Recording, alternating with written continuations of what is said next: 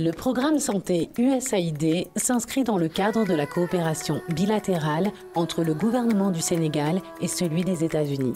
Durant la période 2011-2016, un bon nombre de réalisations phares ont été capitalisées. Pour assurer l'accessibilité des informations en matière de santé et de reproduction pour les jeunes, le programme santé USAID et CIS-Afrique a déroulé une stratégie dénommée eHealth Jeunes. Elle s'appuie sur une plateforme TIC pour les jeunes. C'est un outil interactif, convivial, d'information, d'orientation et de sensibilisation des jeunes sur les méthodes de prévention du VIH et la santé de la reproduction. J'ai eu connaissance de la plateforme Click Info Ado lorsque j'étais au collège. Nos professeurs ont été chargés de former quelques élèves sur cette plateforme et ainsi j'ai été choisie avec quelques camarades. Après j'ai complété la formation ici au Centre Ado. J'ai appris d'abord à m'exprimer avec toutes sortes de personnes, à savoir comment aborder les sujets et à ne pas avoir des tabous avec la cible. Ces informations que j'ai reçues de la plateforme m'ont rassurée et m'ont convaincue, ce qui m'a poussée à aller faire le dépistage. Et cela aussi me permettrait d'informer mes camarades et mes parents même sur des choses qui portent atteinte à notre santé reproductive. Le eHealth Jeune est mis en œuvre à travers une stratégie fixe au niveau de 5 centres de conseil pour adolescents et une stratégie avancée au niveau communautaire. Afin d'assurer la demande et l'utilisation de services de santé, le programme santé USAID a appuyé le ministère de la Santé pour la conception et la mise en œuvre de campagnes de communication axées sur des déterminants significatifs issus de la recherche. La communauté reçoit les messages de sensibilisation à travers les causeries et les mobilisations sociales que nous faisons. Nos activités de sensibilisation contribuent à l'augmentation du taux de fréquentation au niveau des structures sanitaires et vont contribuer à un changement de comportement. Comme les autres localités du pays, Bagadaji a bénéficié de la campagne sur la planification familiale Moytounef. Avec la diffusion soutenue de messages à travers les télévisions, radios, les affiches, le partenariat avec les organisations communautaires de base, cette campagne Moytounef a ainsi contribué à l'amélioration de la prévalence contraceptive qui est passée de 12% en 2012 à 21,2% en 2015. Ceci est un jalon important pour la santé maternelle, infantile et néonatale.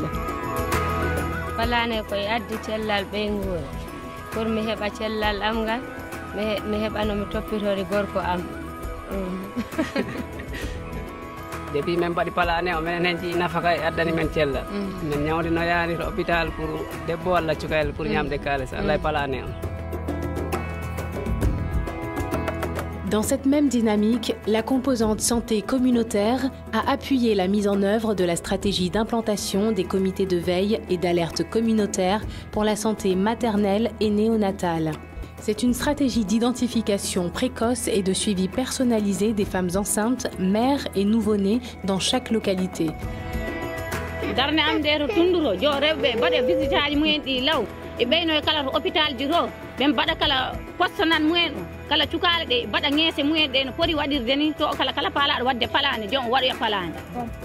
Dans les zones à forte incidence de paludisme grâce à la Pécadom+, des cas de fièvre au niveau communautaire ont pu être détectés et référés chez le dispensateur de soins à domicile pour une prise en charge rapide et précoce.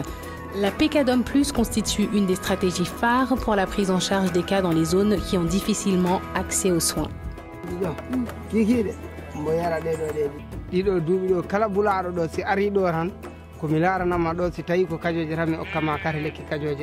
Jumo yaha ñaama ɗon e balɗe tati men onin abbi ɗum men ɗum laata ta hay caɗele ala ko ɗo heɓta ɓuɓtugol muɗum ɓandugol yara hôpital si wona kajoji kala mi walla ɗum ha yaha yettoro hôpital to ta tampere ala minen ɗo menen jetti Allah hikka fof min jaltanani ɗo ñawdoyagol gila dungu toɓi galle he galle min woni natam ɗo e par yontere yo yontere ha ɗo won ɗo minen hen continue min darnata golle amen ɗo tab minen jiina ko waɗi. Avec l'appui de la composante renforcement du système santé, plus de 550 000 Sénégalais, dont près de 155 000 indigents, ont accès aux soins de santé à travers les mutuelles. Avec les 25% des bonus FBR, Nous avons eu à construire 2 salles d'attente, à réfectionner le bureau de la sage-femme, à carreler la cour du logement de l'ICP et également à repeindre le poste de santé. En tant que point focal FBR du district de Kolda, je peux citer d'autres réalisations au niveau des autres structures, comme le fonçage de puits, l'achat de kits solaires, potence, bassins de lit, etc. Le tutorat plus permet d'améliorer la qualité de la prise en charge dans les structures de santé. Depuis son introduction en 2011, plus de 4200 prestataires ont bénéficié de l'encadrement, qui consiste à identifier les gaps dans la prestation de services et d'y remédier à travers des solutions appropriées. C'est à travers l'encadrement sur site des prestataires par les tuteurs que se fait la résolution des gaps. Le temps est suffisant, d'autant plus qu'on a 2 passages à faire. En plus, il y a possibilité d'un 3e passage s'il y a toujours des gaps résiduels. Pour la communauté, ça leur a permis d'accéder à des services de qualité, mais aussi à participer à la résolution des gaps à travers la collectivité locale, le comité de santé et les personnes de bonne volonté. Pour le prestataire, ça leur a permis d'améliorer leurs compétences en essai mini, d'améliorer la qualité de l'offre de service. En ce qui me concerne, le tutorat m'a permis un renforcement dans le paquet et un apprentissage mutuel.